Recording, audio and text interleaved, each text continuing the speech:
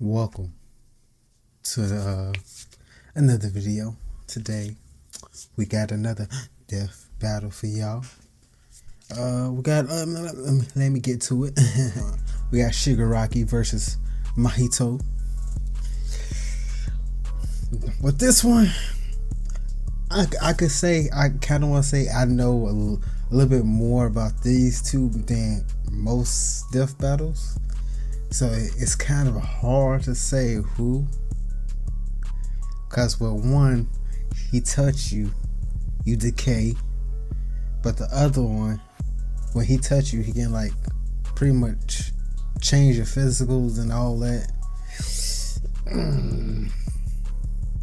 But for this one, I want to go for Shigaraki, because you know he touched the ground and like last season he took out pretty much almost all fucking Japan, so I feel like his feats is more better than Mahito. And look at that, this time I can say their names. So I say I'm getting better. Let's go. Well, I talked enough. If you want to see the video without me, you know, keep stopping or talking over it. You know where to go, to Death Battles channel. So enough talking.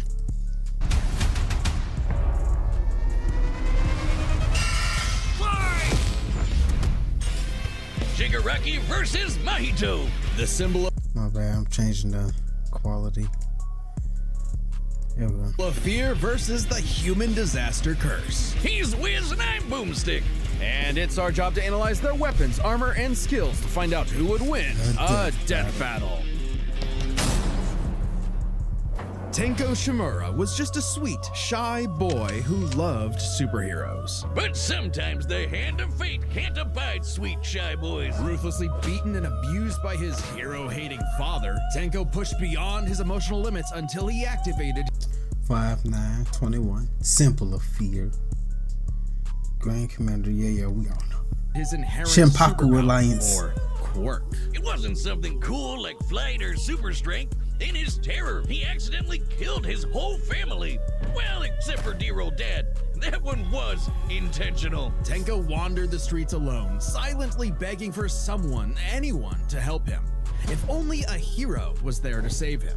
But instead, the only open hand he found belonged to the devil. All for one. The All greatest for supervillain in one. history. He took Tenko under his To wing. be honest, I'd rather have all for one for them. One for all. The ability to take other people's abilities, that's what every kid wanted as a superpower growing up. Besides invisibility and super speed, teleportation, and all that shit, but all could be stolen by him. Feeding a hatred of everyone and everything, and grooming him to one day lead his league of villains in destroying hero society. With that came a new name, Tomura Shigaraki, and an absolutely nightmarish quirk, Decay. It does what it says on the tin. Anything Shiggy touches with all 5 fingers turns to dust. The perfect power. Damn, we're all just, oh, damn. I don't know if he had to have all 5 fingers. I don't think Mahito had to have all fingers touch as long as he touched them. So, decay applies through hands and feet. Citywide range, yeah. This is a great physical matter. This is similar. I don't know. Let's be honest, I don't know what the fuck I'm saying right now. Energy attacks. Fear, aura. God damn. Reactive evolution. For someone who just wants to destroy. Pretty menacing, if not for that dorky ass costume. I get it, hands are his thing, but come on, they just look so dumb and fake. Oh, those aren't prosthetics. Those are real hands from his family that he killed, attached to his face, and explicitly commanded to be left there by his mentor so that he would never forget his rage. Okay. While his use of decay started off relatively weak, it rapidly increased in power and range as Shigaraki came into his own. Decay isn't even limited to whatever he's touching. Anything that touches something he's decaying also decays. Spreading like an all-consuming miasma that can wipe out anything from an enormous tower to an entire city. If decay reaches you, your only hope is to isolate the body part that is disintegrating before it gets to something vital. After years of training with the greatest supervillain of all time, I don't know, I kinda will Shigaraki want was that. finally put in charge of his own team with one mission.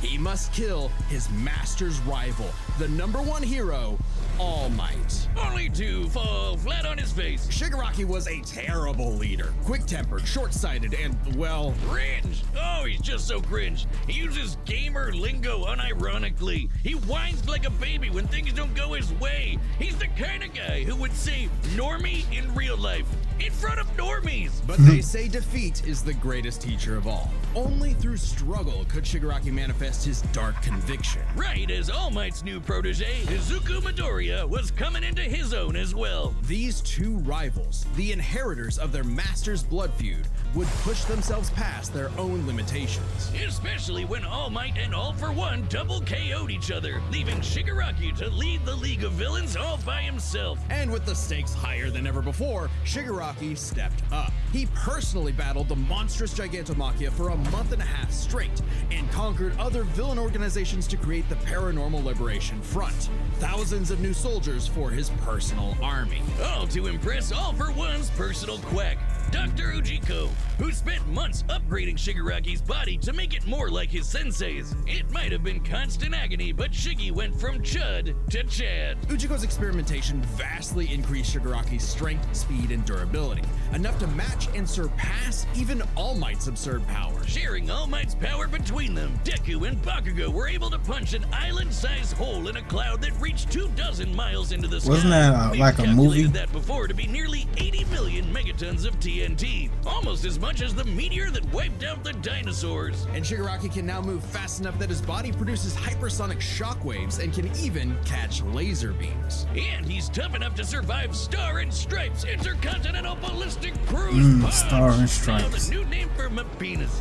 Move over, gigantic Omega Storm. Anyway, it also made a blast so big it showed up against the curvature of the Earth. Though he might seem invincible, when Shigaraki's body is pushed hard enough, he will evolve into a state of uncontrollable power. So Decay became, oh shit, more hands. Shigaraki can spontaneously generate flesh into existence, seemingly oceans of it in an instant, whenever he wants. He can even use it as a type of armor Oh, to now defend that's himself cool. in close combat. But that's nothing compared to Ujiko's greatest gift. Shigaraki wanted to be the new All For One, so what better way than the old man's quirk? All For One's quirk, All For One, allows its user to steal and store quirks with just a touch. And All For One has hundreds of them stored up, collected over the years. Each quirk is connected to a memory of its user's essence in the form of a spirit, a vestige. Kinda like a piece of their soul.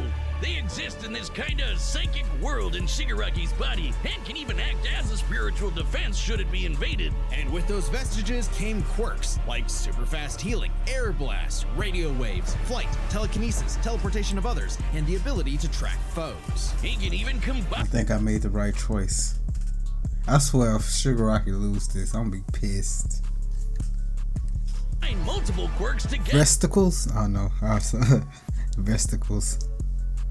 My brain think it's testicles, but with a V.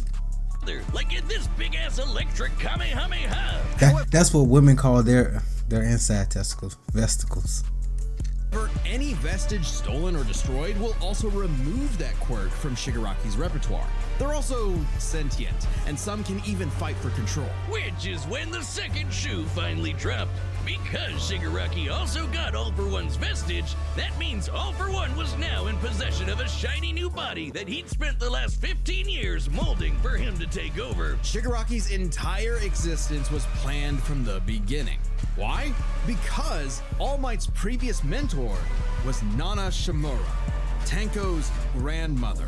Oh, that's a mess with All Might. That is some next level hating right there. He manipulated Shigaraki's entire life, all for one purpose: to create a soul so corrupted it would grind away at All Might's perfect world, allowing All for One to take full control. But All for One's possession wasn't complete, and Shiggy managed to fight his way back to the top, literally decaying his way through vestiges in the process, all to fight his rival Deku one last time. Despite Izuku's best efforts to save him, Shigaraki was too far gone. His spirit decayed by years of venomous hatred. And the new symbol of hope defeated the new symbol of fear, burying All for One's grudge for good. All that Shigaraki asked was to be remembered as the heartless destroyer he was raised to be, and not the broken, angry, crying little boy he really was deep inside. For just that one moment, though, Shiggy got in Deku the only thing he'd been denied his whole life, the one thing his lifelong nihilistic tantrum was really all about. He got a hero who tried to save him. Aww. This battle is sponsored by Robin Hood Gold. With Robin Hood Gold, you can now enjoy Cain slew his brother Abel and wetted his fields with his blood. Man's greatest fear has ship is offered by Robin Hood Gold. Okay, LLC. yeah, we get it. Robin Hood Gold. Ever since Cain slew his brother Abel and wetted his fields with his blood, man's greatest fear has been his fellow man. But what if this fear took on a life of its own? What if all that negative emotion humans felt for one another spilled from their bodies and congealed, forming, over time, a living being fueled by malice, which believes in nothing but the law of the jungle? Well, then you'd have the special grade curse with a patch face, Mahito. Oh, I've had people tell me I've become a human disaster curse when I've had too many mojitos. Mahito is one of the deadliest beings to ever afflict mankind. He's no mere mortal, though, but a cursed spirit. Name means true person. Interesting. A few months old. Damn. Innumerable spirits exist, weaker or stronger depending on the amount of anxieties, jealousies, hatreds, and fears humans feel about them. Like the fear of locusts, kinda weak. Or the fear of smallpox, getting stronger. Or the fear of fire. Oh, goodbye, Tokyo. So it follows that mankind's fear of itself would be extremely powerful. Those negative emotions manifest as Mahito, a being composed of cursed energy. It's basically like evil ki. Cursed energy can be used to make spirits way stronger, faster, and tougher than any normal human. And it's invisible, making curses like Mahito impossible for the untrained eye to see. Only a life or death situation can galvanize a normal person to see a cursed spirit. That also makes cursed spirits virtually immune to physical damage. They may be physically present in space. Please say that doesn't stop Shigaraki's attacks and shit. Once he said that, I'm like, oh shit, physical's attacks. Ain't that how he able to get his decay off? You gotta physically touch him. Oh shit. Space, but can only be harmed by attacks that embody spirit matter like cursed energy. Which makes curses insanely hard to get rid of, like ghosts, cockroaches, or my ex. That's why you need a Jujutsu sorcerer to come in and Kaizen the shit out of them. They call it exorcism, but I like the way I said it better. Curses and sorcerers have battled each other for millennia, waging an endless war over the fate of humanity. Almost exclusively in Japan, though, for some reason. But Mahito was special. You see, most curses are basically dumb animals, but Mahito has so much cursed energy that it gave him sentience. So he was recruited by Kenjaku alongside other special grade disaster curses to wreak havoc upon the world. In fact, they made Mahito their leader. And even more frightening than intelligence and bloodlust, Mahito possessed philosophy. Perhaps informed by the tragic meaninglessness of interhuman conflict, Mahito is an existential nihilist, believing in nothing but his own will to power.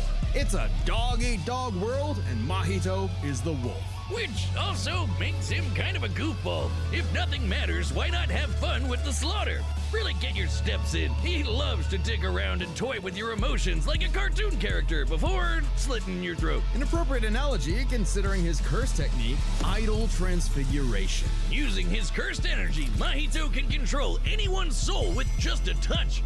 including his own. In fact, he's so good at manipulating his own soul that you can't even kill the bastard without directly targeting it. In Jujutsu Kaisen, the soul and the body share an immutable connection. Whatever happens to the former affects the latter. This lets Mahito squash, stretch, and shape-shift his body into literally anything he wants. Like Play-Doh, he can turn his limbs into blades or clubs, grow wings like a bird or fins like a fish, reform his body around injuries, or even create clones. Curse users are naturally unharmed by their own ability. Should he touch a human, though, his alterations to their body are instantly fatal. And since he's attacking your soul, those physical wounds are gonna be impossible to heal. Even if his alteration isn't directly fatal, the human body won't last more than a few moments in a transfigured state. All that with one touch! God, I thought herpes was bad. His powers mean Mahito treats humans as effectively disposable dolls that he can gleefully experiment on. The more casualties, the better, especially if he gets to break your spirit first and watch you suffer. Even more twisted is when he combines two transfigured humans together for soul multiplicity, essentially a giant torrent of body horror flesh that he repels at an opponent. Yeah. Mahito is unbelievably creative with his application of idol transfiguration, and despite being a newborn curse, consistently keeps experienced sorcerers on the back foot. It helps that he's a quick study who's picked up a number of different curse techniques, like the Black Flash. By applying cursed energy within 1 microsecond of an impact with an enemy, space itself will distort, exponentially amplifying its force by a factor of 2.5. Not only does this hurt like a mother, it restores your curse technique and gets you fully in the zone. And would require reflexes moving nearly 1,000 times the speed of sound. It's no surprise then that Mahito also unlocked the pinnacle of sorcerer techniques, the Domain Expansion. Oh shit! More hands! A domain is like a Domain expansion, but hand if you're caught job. inside, Mahito can use idol transfiguration instantly without even needing to touch you. It's Wait. called the self-embodiment of perfection. Mahito can use idol transfiguration instantly without even needing to touch you. It's called Oh no. Shit. Come on, Shigaraki, you gotta win this. Come on. The more they talk, the more he sound better. Shit! I gotta double down. Can't change my mind. Can't change it. called the self-embodiment of perfection, the ultimate expression of Mahito's absolute control over his victim's body and soul.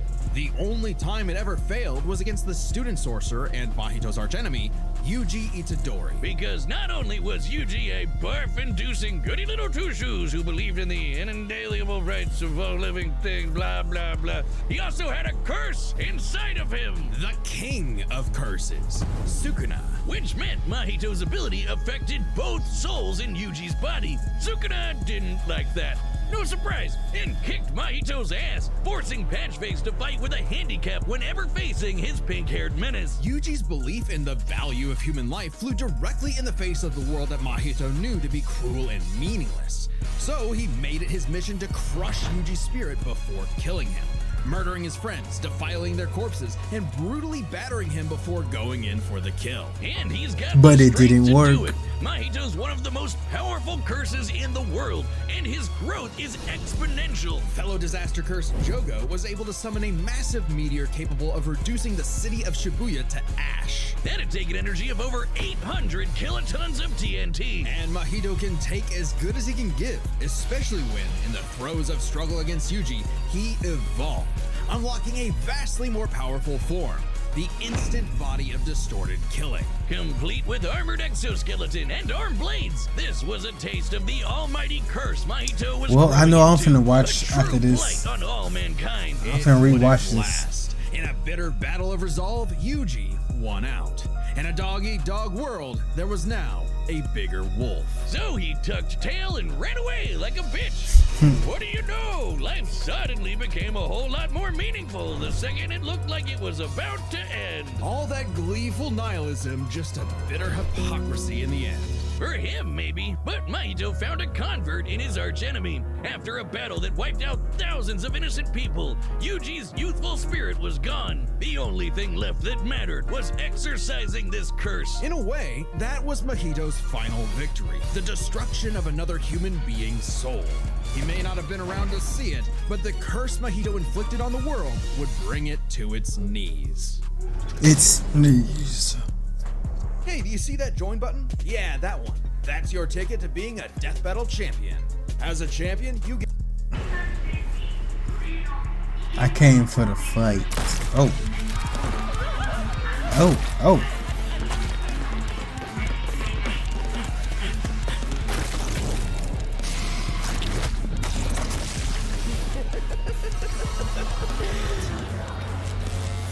I'd heard of a powerful villain stalking these parts.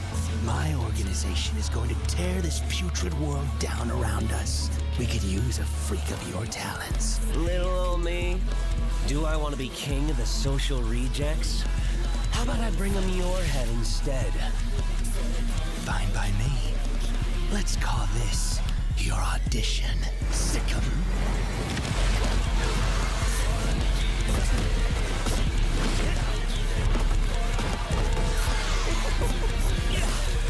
Okay, the animation is nice. Okay.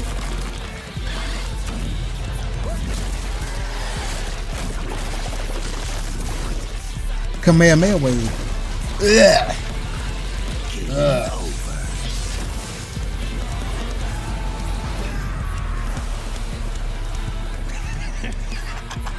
Dry ass lips. Did you actually just say that? God, how lame!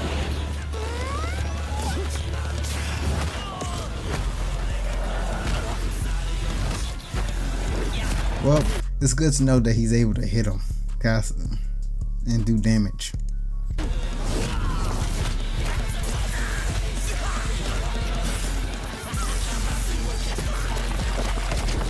Audition over.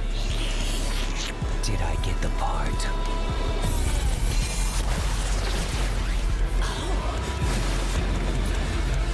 Decay.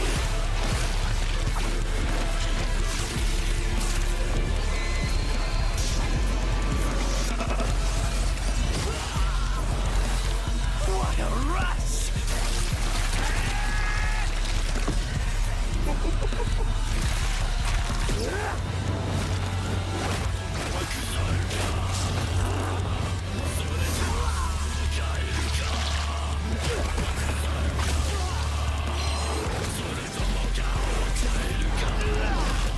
Ugh. That all you got? Don't Oh mix that shit.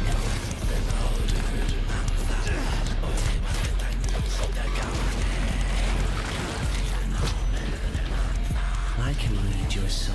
You're just a scared little boy whose daddy is mean and wants to make it everyone else's problem.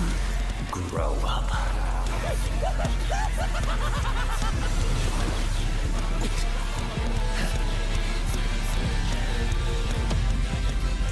Really? Off my masterpiece.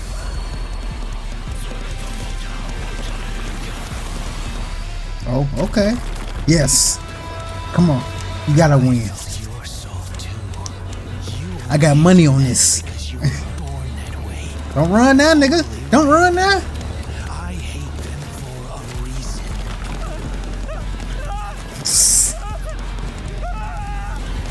You grow up. Yes. Yes. What did I say, Let's Wiz? go, let's Like go. a bitch. With their complex power sets, this match was a puzzle to figure out, which is why we're breaking it down to 3 categories: physical stats, survivability, and their powers. But first, let's address one thing. Could Shigaraki even see Mahito? Exactly, that's He's what I was an wondering. invisible curse after all. Cursed energy and quirks are notably different, and Shigaraki wouldn't be able to see curses normally. However, even regular humans can spontaneously develop the ability to see curses in life and death scenarios. Okay. And with the Surge quirk, Shigaraki would have had no problem tracking it. So seeing Mahito wouldn't have been an issue. With that out of the way, we can jump into their stats. This was no contest. Despite the disaster curses being able to destroy entire cities with their cursed energy, Shigaraki scaling to Deku and Bakugo meant he was calculably millions of times stronger. He was faster too, considering he could react to light beams, while Mahito's Black Flash capped out at nearly 1,000 times the speed of sound. Nothing to scoff at, but Shiggy was thousands of times faster. Shigaraki takes stats. But survivability was a little trickier to figure out. Yep, in terms of raw durability, Shigaraki was a lot tougher, and his ability to generate new flesh meant that he could heal any wounds he might receive super easy. However, Mahito is a curse and is immune to the kind of overwhelming physical damage Shigaraki could dish out. Not only that, Mahito's regenerative ability via idle transfiguration meant that he'd come back from anything short of spiritual damage. Considering Mahito's unique curse body, he should actually get the edge in survivability. Which presents a crucial question. Could Shigaraki even kill a curse like Mahito Exactly. in the first place? Or would Mahito's unkillability give him the time he needed to eventually put Shiggy down with idle transfiguration? It all comes down to their powers.